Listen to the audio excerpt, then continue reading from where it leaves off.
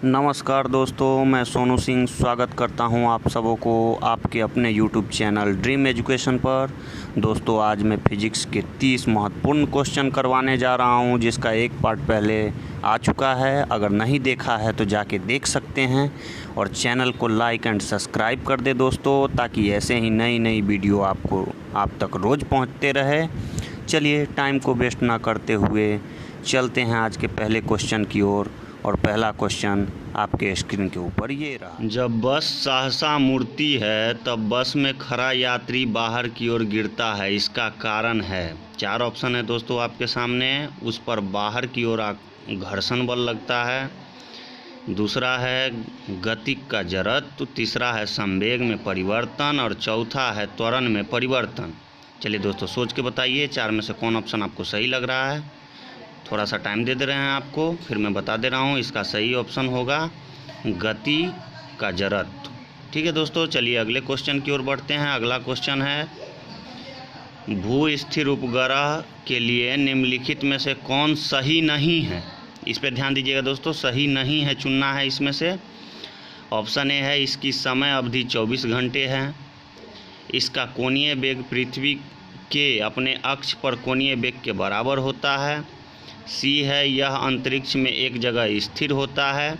और डी है, यह विषुवत के ऊपर पश्चिम से पूर्व की ओर परिक्रमा करता है। सोच के बताइए दोस्तों 4 में से कौन सही नहीं है।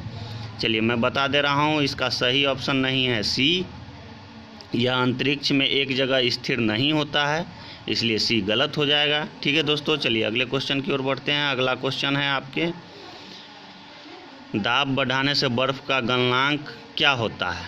ऑप्शन ए है बढ़ता है, ऑप्शन बी है अपरिवर्तित रहता है, ऑप्शन सी है घटता है, ऑप्शन डी है बर्फ़ में अशुद्धताओं पर निर्भर करता है। तो इसका सही ऑप्शन हो जाएगा दोस्तों घटता है। दाब अगर बढ़ाते हैं बर्फ़ में तो उसका गलनांक जो है सो घट जाता है। ठीक है दोस्तों, चलिए अगले क्वेश्चन की ओर चलते हैं। अगला क्वेश्चन आपके स्क्रीन के ऊपर ये रहा, अनुदैर्ध्य तरंगे किसमें से नहीं गुजर सकती है। ठीक है दोस्तों, तो अनुदैर्ध्य तरंगे किसमें से नहीं गुजर सकती है, इसका 4 ऑप्शन आपको दिया गया है। ए है निर्वात से नहीं गुजर सकती है, बी है ठोस से नहीं गुजर सकती है, सी द्रव से नहीं गुजर सकती और डी है गैस से नहीं गुजर सकती। चलिए दोस्तों, सोच के बताइए कौन सही लग रहा है आपको 4 में से। इसका सही उत्तर हो जाएगा निर्वात से नहीं गुजरती है दोस्तों। ठीक है, चलिए अगले क्वेश्चन की ओर बढ़ते हैं। अगला क्वेश्चन आपके स्क्रीन के ऊपर ये रहा, स्थिर वैद्युत अवक्षेपी इलेक्ट्रोस्टैटिक प्रेसिपिटेटर का प्रयोग किसके प्रदूषक के नियंत्रण के लिए किया जाता है। ठीक है दोस्तों, तो इसका 4 ऑप्शन आपको दिया गया है, वायु के लिए, जल के लिए, शोर के लिए या ताप के लिए। सोच के बताइए कौन सही लग रहा है आपको। इसका सही उत्तर हो जाएगा वायु के लिए इसका प्रयोग किया जाता है। चलिए अगले क्वेश्चन की ओर बढ़ते हैं दोस्तों। उम्मीद करते हैं आपको हमारा सारा क्वेश्चन अच्छे से समझ आ रहा होगा। और प्लीज़ दोस्तों, आपने अगर चैनल को सब्सक्राइब नहीं किया है तो चैनल को सब्सक्राइब करें, लाइक का बटन दबाएं और बेल के आइकन को भी दबा लें, ताकि नया से नया जो भी आपको अपडेट होगा वीडियो का मिलते रहेगा। चलिए दोस्तों अगले क्वेश्चन की ओर बढ़ते हैं। अगला क्वेश्चन आपके स्क्रीन के ऊपर ये रहा, जब बर्फ़ के 2 घनों यानी क्यूब को एक दूसरे के ऊपर दबाया जाता है, यानी 2 घन को एक साथ दबाया जाता है, वे जुड़कर एक घन बन जाते हैं, इसका कारण क्या है। तो इसका ऑप्शन ए है वेडरवाल के बल, दूसरा है द्विध्रुवीय आघूर्ण, तीसरा है हाइड्रोजन आबंध की रचना, तीसरा है सहसंयोजन आकर्षण। चलिए दोस्तों, सोच के बताइए 4 में से कौन ऑप्शन आपको सही लग रहा है। इसका सही उत्तर हो जाएगा दोस्तों हाइड्रोजन आबंध की रचना। ठीक है दोस्तों, सी सही हो जाएगा इसका। चलिए अगले क्वेश्चन की ओर बढ़ते हैं। अगला क्वेश्चन, सूर्य के प्रकाश का कौन सा भाग सौर कुकर को गर्म करता है। ठीक है दोस्तों, सूर्य का जो प्रकाश आता है पृथ्वी पर, उसका कौन सा भाग सौर कुकर को गर्म करता है, यही पूछा गया है। ऑप्शन ए है पराबैंगनी किरण, ऑप्शन बी है लाल प्रकाश, ऑप्शन सी है अवरक्त किरणें और ऑप्शन डी है अंतरिक्ष किरणें। ठीक है दोस्तों, चलिए सोच के बताइए 4 में से कौन ऑप्शन आपको सही लग रहा है। इसका सही उत्तर हो जाएगा दोस्तों अवरक्त किरणें। ठीक है दोस्तों, चलिए अगले क्वेश्चन की ओर बढ़ते हैं। दोस्तों सभी क्वेश्चन मोस्ट इम्पोर्टेंट हैं और सभी बहुत सारे एग्ज़ाम में पूछे गए हैं, इसलिए आप इनको ध्यान से देखिएगा। ठीक है दोस्तों, चलिए अगले क्वेश्चन की ओर बढ़ते हैं। यदि किसी कण का वेग और समय का ग्राफ y बराबर mt प्लस v द्वारा निरूपित हो तो कण की चाल है। ठीक है दोस्तों, ये आपको एक इक्वेशन दिया गया है और इससे आपको बताना है कि कण की चाल क्या होगी। ऑप्शन है आपके सामने, एक समान चाल के साथ चलेगी। ऑप्शन बी है एक समान वेग के साथ। ऑप्शन सी है एक समान त्वरण के साथ और ऑप्शन डी है परिवर्ती त्वरण के साथ। ठीक है दोस्तों, तो इसका सही उत्तर हो जाएगा आपका एक समान त्वरण के साथ चलेगी, क्योंकि त्वरण जो है नहीं बदल सकता है इसमें। चलिए अगले क्वेश्चन की ओर बढ़ते हैं। अगला क्वेश्चन है, निम्नलिखित में से कौन सी घटना पहले हुई थी।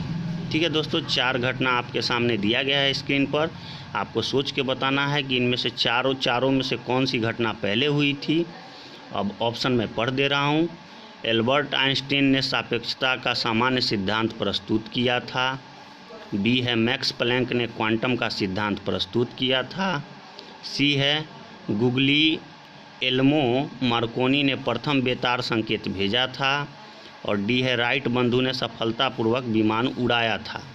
चलिए दोस्तों सोच के बताइए किसने क्या पहले किया था, क्या बाद में हुआ था।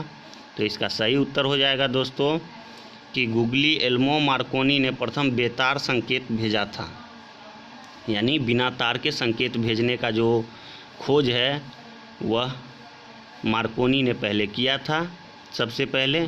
चलिए अगले क्वेश्चन की ओर बढ़ते हैं। उम्मीद करते हैं दोस्तों आप अच्छे से समझ रहे होंगे। अगला क्वेश्चन है, ध्वनि को आँखों के रूप में प्रयोग करने वाला प्राणी है। ठीक है दोस्तों, यानी जो ध्वनि होता है उसका उपयोग वह देखने के लिए करता है। ठीक है, तो 4 आपको जानवर दिया गया है ऑप्शन में। ए है कुत्ता, बी है बिल्ली, सी है सांप और डी है चमगादड़।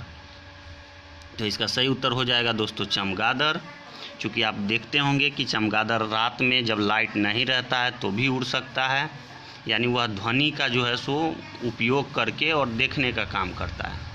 ठीक है दोस्तों, चलिए अगले क्वेश्चन की ओर बढ़ते हैं। अगला क्वेश्चन, आकाश नीला दिखाई देने का कारण है, यानी हमारी जो आकाश है यानी वो नीला क्यों दिखती है, ये पूछ रहा है। तो ऑप्शन ए है वायुमंडलीय जलवाष्प के कारण। ऑप्शन बी है प्रकाश के प्रकीर्णन के कारण। ऑप्शन सी है समुद्री जल पर परावर्तन के कारण और ऑप्शन डी है सूर्य द्वारा नीले तरंगदैर्घ्य का उत्सर्जन के कारण। चलिए सोच के बताइए 4 में से कौन ऑप्शन आपको सही लग रहा है। और हाँ दोस्तों, अगर आप सभी का उत्तर दे रहे हैं तो कमेंट में ज़रूर लिखिएगा कि आपने 20 में से कितना सही किया, 30 में से कितना सही किया। ये बताने से आपकी तैयारी बहुत अच्छी हो जाएगी। चलिए अगले मैं इसका उत्तर बता दे रहा हूँ दोस्तों। इसका सही उत्तर होगा प्रकाश के प्रकीर्णन के कारण आकाश हमारा नीला दिखाई देता है। ठीक है दोस्तों, चलिए अगले क्वेश्चन की ओर बढ़ते हैं। अगला क्वेश्चन है, डायनेमो किस प्रकार की ऊर्जा को निरूपांतरण करने का एक साधन है। ठीक है दोस्तों, यानी मेरा जो डायनेमो होता है वो किस प्रकार की ऊर्जा को किस प्रकार में कन्वर्ट करता है, यही पूछा गया है। ऑप्शन ए है ऊष्मा ऊर्जा को विद्युत ऊर्जा में कन्वर्ट करता है। ऑप्शन बी है यांत्रिक ऊर्जा को विद्युत ऊर्जा में कन्वर्ट करता है। ऑप्शन सी है चुंबकीय ऊर्जा को विद्युत ऊर्जा में कन्वर्ट करता है और ऑप्शन डी है रासायनिक ऊर्जा को विद्युत ऊर्जा में कन्वर्ट करता है। 4 में से सही ऑप्शन आपको चुनना है दोस्तों, सोच समझ के चुनिएगा। इसका सही उत्तर हो जाएगा यांत्रिक ऊर्जा को विद्युत ऊर्जा में कन्वर्ट करता है, यह डायनेमो का काम है। ठीक है दोस्तों, यही अगर विद्युत मोटर दिया रहेगा तो विद्युत मोटर आपको विद्युत ऊर्जा को यांत्रिक ऊर्जा में बदलता है। इन सब बातों का ध्यान रखिएगा, ऐसे ही क्वेश्चन पूछे जाते हैं आपके एग्ज़ाम में। ठीक है दोस्तों, चलिए अगले क्वेश्चन की ओर बढ़ते हैं। अगला क्वेश्चन है, घड़ी में क्वार्ट्ज क्रिस्टल का काम किस पर आधारित होता है। ठीक है दोस्तों, 4 ऑप्शन है। जंक्शन प्रभाव पर आधारित होता है, बी है प्रकाश विद्युत प्रभाव पर आधारित होता है, सी है एडिशन प्रभाव पर और डी है दाब विद्युत प्रभाव पर। सोच के बताइए दोस्तों, घड़ी में क्वार्ट्ज क्रिस्टल का काम किस पर आधारित होता है। इसका सही उत्तर है दाब विद्युत प्रभाव पर आधारित होता है। ठीक है दोस्तों, चलिए अगले क्वेश्चन की ओर बढ़ते हैं। अगला क्वेश्चन है, ऐसा क्यों लगता है कि खुले में बड़ी आग को तेज पवन भड़का रही है? यानी जब आग लगती है खुले जगह पे तो ऐसा लगता है कि पवन जो है, हमारा हवा जो चलती है वो आग को भड़का रही है।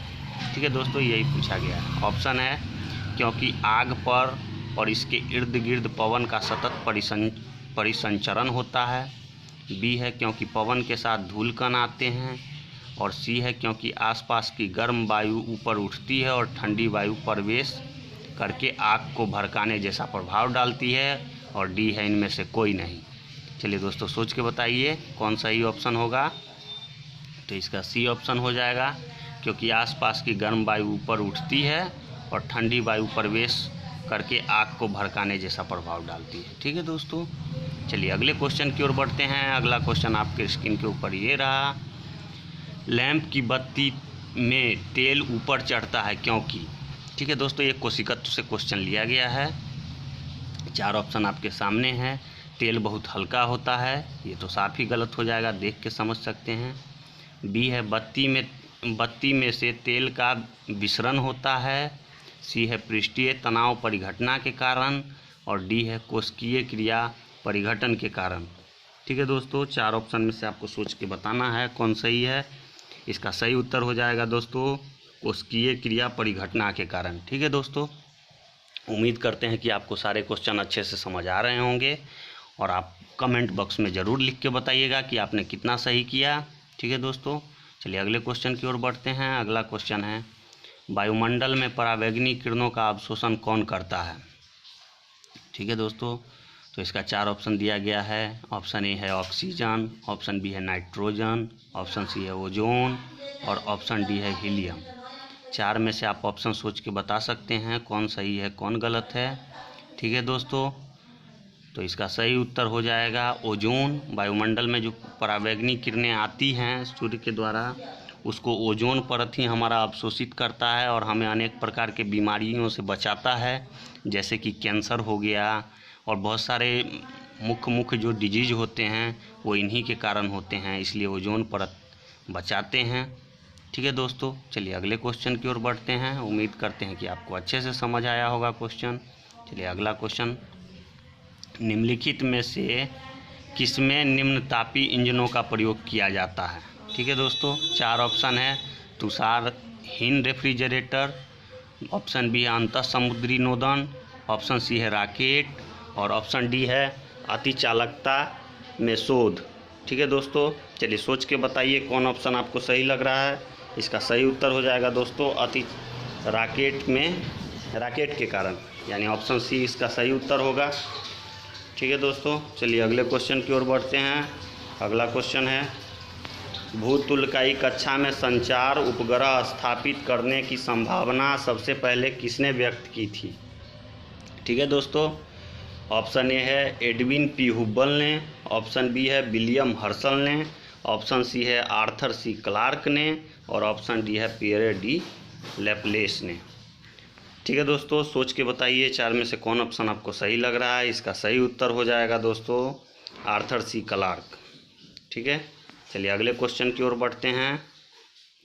दोस्तों क्वेश्चन को आप अच्छे से देखिएगा, एक भी क्वेश्चन मिस नहीं होना चाहिए क्योंकि सभी एग्जाम में पूछे गए क्वेश्चन हैं।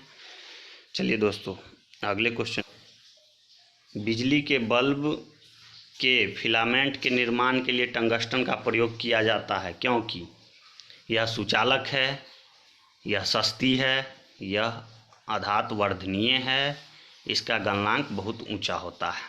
ठीक है दोस्तों, सोच के बताइए 4 में से कौन ऑप्शन आपको सही लग रहा है। तो इसका सही उत्तर हो जाएगा इसका गलनांक बहुत ऊंचा होता है, इसलिए हम टंगस्टन का प्रयोग करते हैं बल्ब में।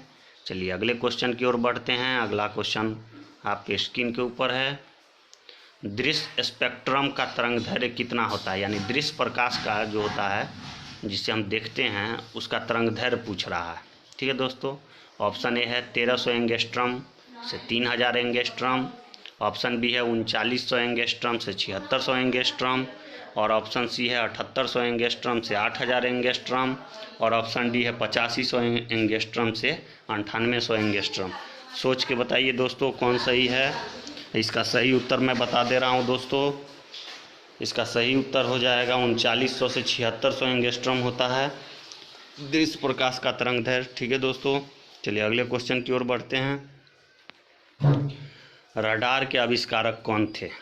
ठीक है दोस्तों, ऑप्शन ए है J.H. वान टेसल, ऑप्शन बी है विल्हेम के रोएंटजेन, ऑप्शन सी है P.T.